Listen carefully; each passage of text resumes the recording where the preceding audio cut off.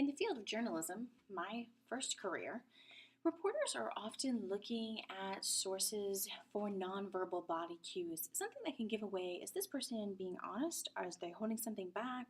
Is there something else I should be asking? Did I miss something important? Or can I more fully understand a story by simply paying attention to other things that are happening that might not be spoken?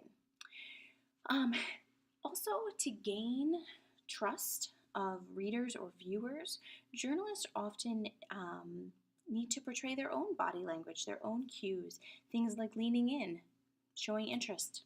Those types of things show up all the time. Two of these nonverbal areas of study are useful in day to day practice as well as in any instance of public speaking. The first is kinesics. And here we're talking about a study of the relationship between your nonverbal body motion, things like a shrug, a nodding of the head, and communication, verbal communication. For example, do you have an alert body posture? Are you leaning forward in your seat? Are you facing the other person head on, or are you turned to the side?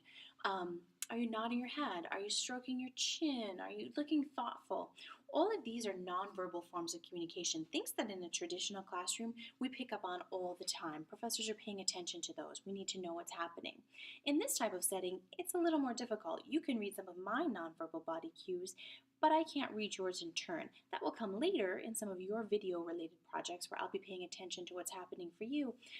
But again, slightly different in video form than in live interaction.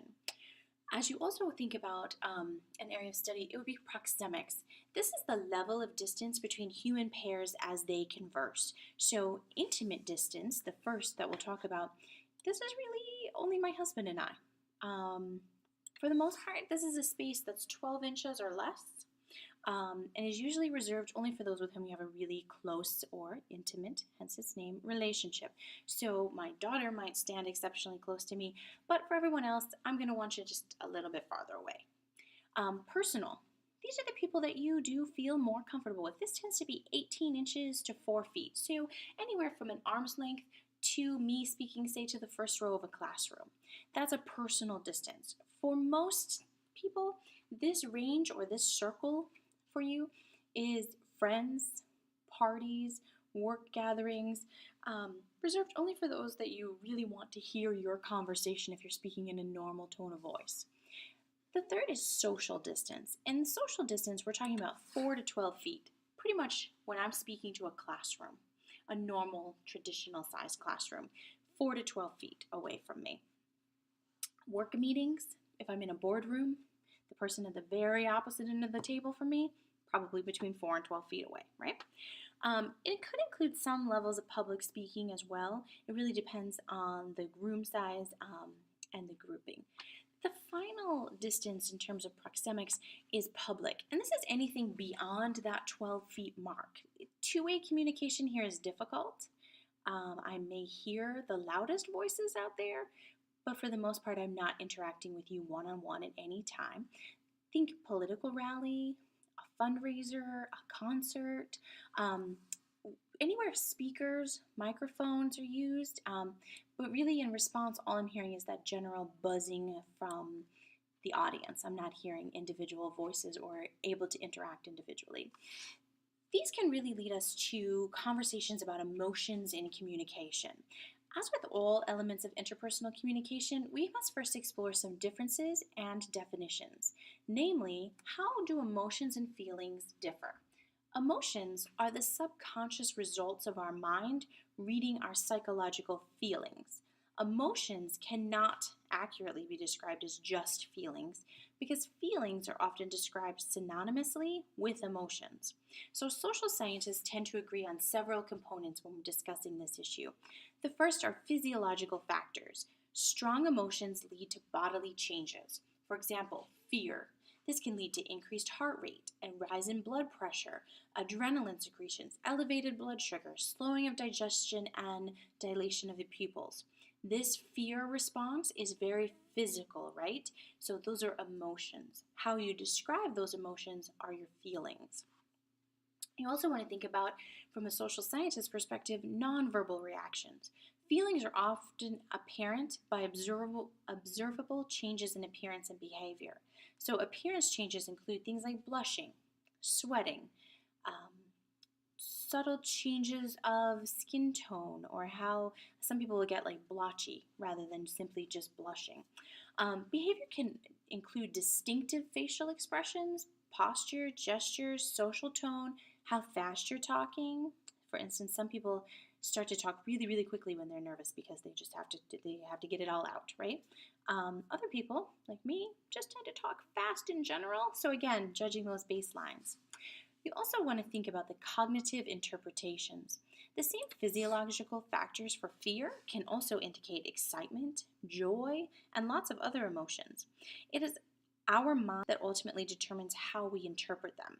So they may be called for reappraisal. With this reappraisal is the process of rethinking the meaning of emotionally charged events in ways that might alter their emotional impact.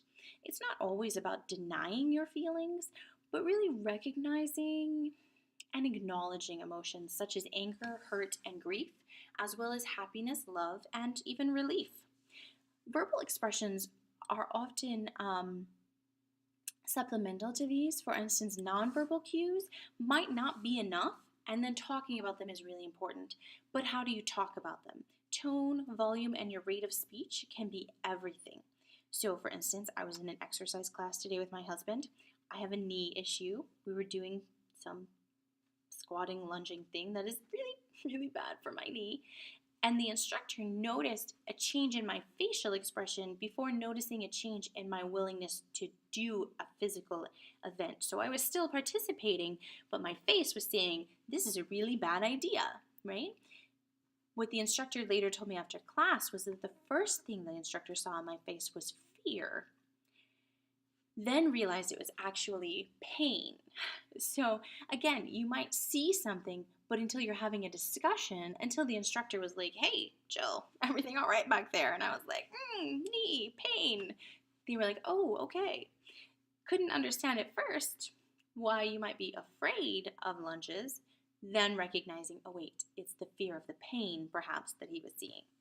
So again, your personality, gender, culture, social conventions, they all influence your emotional expression. We've talked about these repeatedly in some of the previous weeks, but I think it's still important to talk about them in relation to expression, self-esteem, and also your perception of yourself and others. But a fear of self-disclosure, that can also impact your emotional expression. We tend to live in a society that discourages the expressions of emotions, and revealing them can be risky. For someone whose life or career is built on the image of self-confidence and certainty, it may be difficult to apologize or show weakness. Here I think of Sheryl Sandberg. We'll take a look at her TED Talk later this semester, but as we think about her and her Lean In movement and her work at Facebook, when she first thought about giving her TED Talk, she believed that she had to present herself as this really strong, confident person, when in reality, she was breaking down because her 3-year-old was clinging to her leg and crying that morning.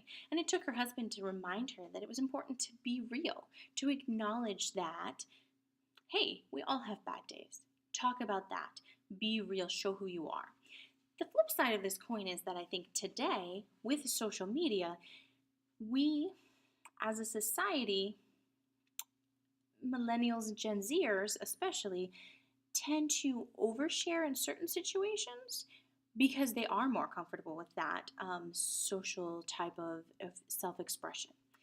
But that can also lead to problems with emotional expressivity, as some workplaces are still looking to not have that level of sharing. When someone does muster the courage to show emotion in certain workplaces, there can still be unpleasant consequences. For instance, that person may be misunderstood. Others might simply feel uncomfortable with the revelations. And then there's always the risk that emotional honesty could later be used against that person.